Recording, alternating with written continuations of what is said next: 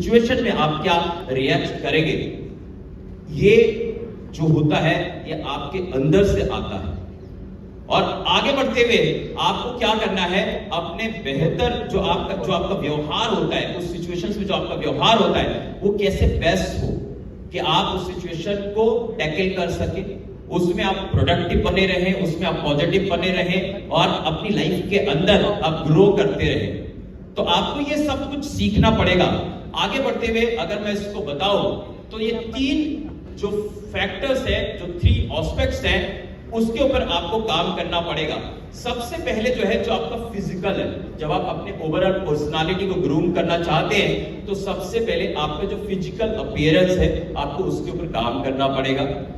तो आप इसके अंदर आता है कि आपकी हेयर स्टाइल से लेकर के आपके कपड़े पहनने के ढंग से लेकर के जिस तरीके से आप लोगों से मिलते हैं, जैसे आप बैठते हैं, वो सारा का सारा सब कुछ किसके अंदर आ जाता है, वो आ जाता है आपके फिजिकल के अंदर। इसके अलावा जो है, आप किसी भी विषय को, जैसे मान लो कि आप नेटवर्क मार्केटिंग के अंदर आए हैं, अब जब आप नेटवर्क मार्केटिंग के अंदर आए तो आप, ऐसा नहीं है कि ये आपके लिए, जैसे इसमें बहुत सारे लोग आए जिनके पास प्रायर को एक्सपीरियंस था तो उन्होंने बहुत अच्छे से प्रोवेदा इंडिया को जल्दी से अडॉप्ट कर लिया, जल्दी से चीजों को समझ गए। पर ऐसे भी बहुत सारे लोग हैं जिनके लिए शायद ये इंडस्ट्री बिल्कुल नई है। तो अब आपको क्या करना है, आपकी पर्सनालिटी, यहां पर एक और चीज जो बहुत जरूरी है कि आप ये जो पूरा का पूरा इंडस्ट्री है, यानी कि ये जो सब्जेक्ट है पूरा, इसको किस तरीके से, कितने जल्दी से आप समझ लेते हैं, अडॉप्ट कर लेते हैं, और साथ ही साथ में आप इस इंडस्ट्री के अंदर आप सही व्यवहार करना सीख जाते हैं कि जो आपको कामयाबी की तरफ लेके जाए। तो ये भी आपकी पर्सनालिटी का एक हिस्सा होता है। आगे बढ़ते हुए एक और चीज है जिसको कहते हैं साइकोसोशल। अब यहां पर क्या आता है कि क्योंकि हम और आप क्या है, हम और आप एक समाज में रहते हैं, है ना, हमारे बहुत सारे आपस के रिश्ते होते हैं। तो यहां पर क्या होता है कि सामाजिक जीवन में आपके प्रति जो विश्वास होता है और साथ ही साथ में जो दूसरों के लिए आपका व्यवहार होता है, या जो जिस प्रकार की आप सोच रखते हैं, ये सब कुछ मिल करके आपकी पर्सनालिटी बनाते हैं। तो आपको इन सब चीजों के ऊपर काम करना पड़ेगा। अब क्योंकि मेरे पास केवल 25 मिनट का टाइम है तो मैं इसको बहुत ज्यादा इलोबरेट नहीं कर सकता, मैं केवल आपको आउटलाइन देने की कोशिश कर रहा हूं। आगे बढ़ते हुए, जो आपका जो पर्सनालिटी होता है, जो पर्सनालिटी डेवलपमेंट होता है, वो किन चीजों से प्रभावित होता है। तो आप अगर देखो, एक चीज जो आपने हमेशा सुनी है, जैसी संगत वैसी रंगत, सुना है आपने? हम जिसके संग में रहते हैं ना, जैसे मान लो यहाँ बहुत सारे लोग हैं जिन्होंने कहा सर मैं कंफर्टेबल हूँ इंग्लिश में या हिंदी में या उड़िया में, या किसी ने कहा कन्नड़ में कंफर्टेबल है। तो आप सोचो कि जैसे मैं यूपी का रहने वाला हूँ, मेरी पैदाइश यूपी में है, तो मैं हिंदी में बहुत अच्छा हूँ, पर शायद कोई कर्नाटका में है या कोई तमिल, मान लीजिए तमिलनाडु से आए, उनका तमिल बहुत अच्छा है, तो मुझे हिंदी का कभी कोई ट्यूटर रखने की जरूरत नहीं पड़ी। ऑटोमेटिकली मैंने अपने एनवायरमेंट से हिंदी बोलना सीख लिया। बात समझ में आ रही है? आप तमिलनाडु से हैं तो आपको तमिल लैंग्वेज जो है उसके लिए कोई अलग से ट्यूटर रखने की जरूरत नहीं पड़ी। आपने अपने पेरेंट्स से, अपने बड़ों से, अपने दोस्त से, आप जब स्कूल गए, यानी कि जो आप एनवायरमेंट में थे, आपने ऑटोमेटिकली क्या है, तमिल बोलना सीख लिया। मेरे लिए तमिल बोलना मुश्किल है, इनके लिए हिंदी बोलना मुश्किल है। ऐसा ना हो, अगर ये अच्छी तमिल बोलते, मैं नहीं बोल पाता, इसका मतलब ये नहीं कि मैं बोल नहीं पाऊंगा या मैं कमजोर हूं। बात समझ में आ रही कि नहीं? इन्होंने जो चीज सीखी वो कहां से सीखी? अपनी एनवायरमेंट से, अपनी संगत से। हमने जहां से सीखी वो कहां से सीखी? अपनी संगत से।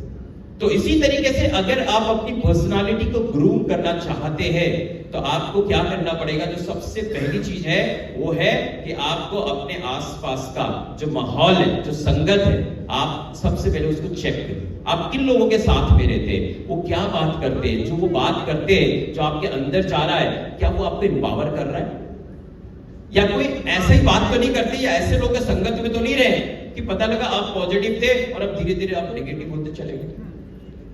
क्योंकि हमने ओवरऑल जब पर्सनालिटी के बारे में बात करी तो केवल मैंने पहनावे के बारे में बात नहीं करी, आपकी ओवरऑल पर्सनालिटी के बारे में बात करी, जिसके अंदर आपका माइंड भी है, बॉडी भी है और सोल भी है।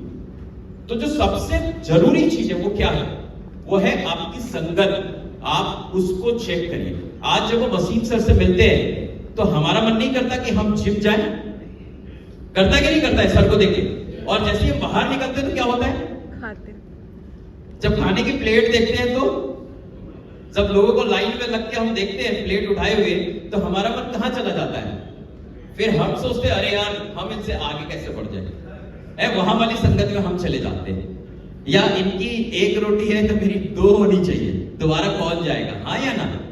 तो संगत बहुत रिक्वायर्ड है और ये बहुत कॉन्शियसली आपको बनाना है। किसी ने बहुत अच्छी बात की, मैं एक बुक पढ़ रहा था, उसमें लिखा हुआ था कि आप किसी व्यक्ति का भविष्य तय करना चाहते हैं ना, तो सबसे आसान काम है ऐसे 5 लोगों को उठाइए जिसको वो सबसे ज्यादा क्लोज है, और उन सब की जो आदत है, जो अचीवमेंट्स है ना, उन सबको आप एवरेज कर दीजिए, और ये जो व्यक्ति है उसका भविष्य वही, वो भविष्य में वैसे ही बनने वाला है, वैसे ही उसके पास में उपलब्धियां लेने वाली है। और मेरी लाइफ के अंदर मैंने एक काम बहुत अच्छा किया, मैं बचपन से लेके और आज अभी तक इस मामले में बहुत जूझी हूं। मैं इतने करीब 16-17 महीने हो गए प्रोवेदा इंडिया के अंदर, पर मेरे ख्याल से 16 दोस्त भी मेरे प्रोवेदा इंडिया वाले नहीं बने होंगे।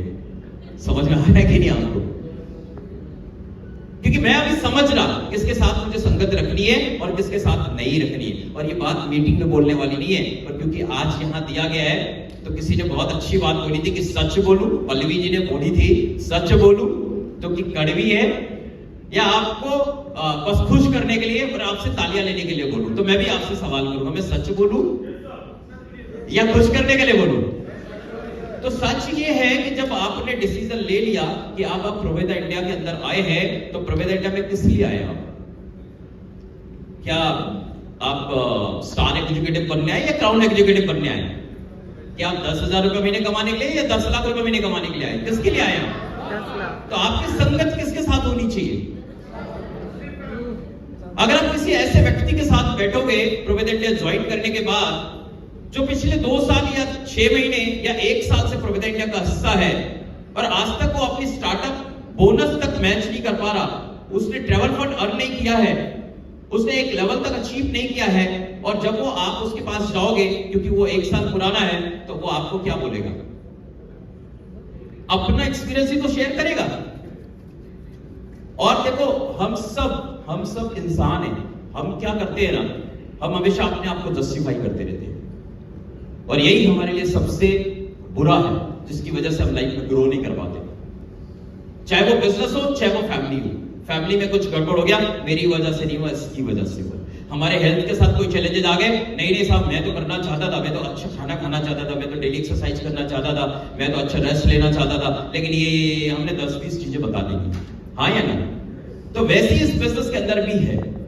तो जब आप इस बिजनेस के अंदर आए हैं, क्योंकि ये सारी टॉपिक इस बिजनेस से रिलेटेड है, तो जब आप यहां पर ग्रो करना चाहते हैं तो बहुत कॉन्शियसली आप अपना एनवायरनमेंट चुनिएगा, ऐसे लोगों का चुनाव करिए। अभी मैं सुन रहा था रंजन राजन जी को, है ना, मैं सर को सुन रहा था, या हमारे और जो अलग अलग जैसे एडे साहब को मैं सुन रहा था, ये सब वो लोग हैं। अभी नरेंद्र जी को, सोलंकी जी को सुनना बाकी है। ये सब वो लोग हैं कि जब कुछ भी नहीं था, जीरो था सब कुछ, और उसके बावजूद आज ये सब लोग इतने सक्सेसफुल हुए। तो आज तो बहुत कुछ है, और उसके बावजूद बहुत सारे लोगों को दर्द होगा, और गलती से अगर आप उनकी संगत में आ गए तो क्या होगा? फिर आपका भविष्य खतरे में पड़ जाएगा।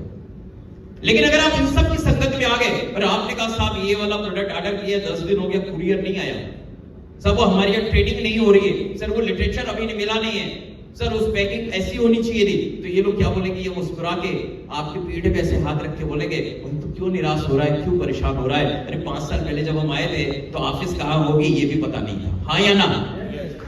अरे जब मैं आया था तो यहाँ पर तो छोड़ो कि एक प्रोडक्ट आज नहीं मिल रहा, ये भी नहीं पता था कौन कौन सा मिलने वाला प्रोडक्ट है, कब मिलेगा, कुछ भी पता नहीं था। हाँ या ना? तो कल से बेहतर आज हम हैं, और आज से बेहतर हम कल होंगे। लेकिन मैंने पहले ही आपसे कहा था कंपनी नंबर 1 तो बनेगी, लेकिन अगर हम नहीं बने तो क्या फायदा? तो हम कैसे बनेंगे? हम जब अपनी पर्सनालिटी के ऊपर काम करेंगे तब हम बनेंगे। और पर्सनालिटी यानी कि ओवरऑल पर्सनालिटी, और पर्सनालिटी को बनाने का सबसे आसान मैं तरीका बता रहा हूं। कुछ नहीं कर सकते तो आप अच्छी संगत में जाओ, और दूसरी चीज है आप अपनी समझ के अंदर परिपक्वता लेके आओ, अपनी अंडरस्टैंडिंग को बढ़ाते चले जाओ। अगर ये तो काम आप करते चले जाएंगे तो आप एक अच्छी पर्सनालिटी के मालिक बनेंगे। और जैसे से आप ग्रूम करते जाएंगे अपने आप को तैयार करते जाएंगे, ये ऊपर वाला पैसे की, सफलता की, आपके नेम एंड फेम की बरसात करते चला जाएगा। आपको समझ में आ रहा बातें? Yes. चलिए नेक्स्ट स्लाइड के ऊपर मैं चलता हूं, और मैं आज कुछ और छोटे छोटे पॉइंट्स जल्दी से बताना चाहूंगा जिसके ऊपर काम करके आप एक अच्छी पर्सनालिटी के मालिक बन सकते हैं। सबसे पहले आप किसी व्यक्ति को मिलने जाइए और वो व्यक्ति आपको जैसे देख रहा है, मतलब पहले तो बेचारा आराम से बैठा हुआ था, है ना, थोड़ा मुस्कुरा भी रहा था कुछ कपिल शर्मा को सुन के, और जैसे ही उसने आपको देखा वो क्या कर दिया, अरे हैं उसने ये रखा पूरा एकदम, है मैं तो फेस भी लेके नहीं आ पाऊंगा, एक्सप्रेशन भी लेके नहीं आ पाऊंगा। तो क्या करोगे? आप उससे मिलोगे, उसके पास जाओगे, है ना। हर एक व्यक्ति का एक ऑरा होता है।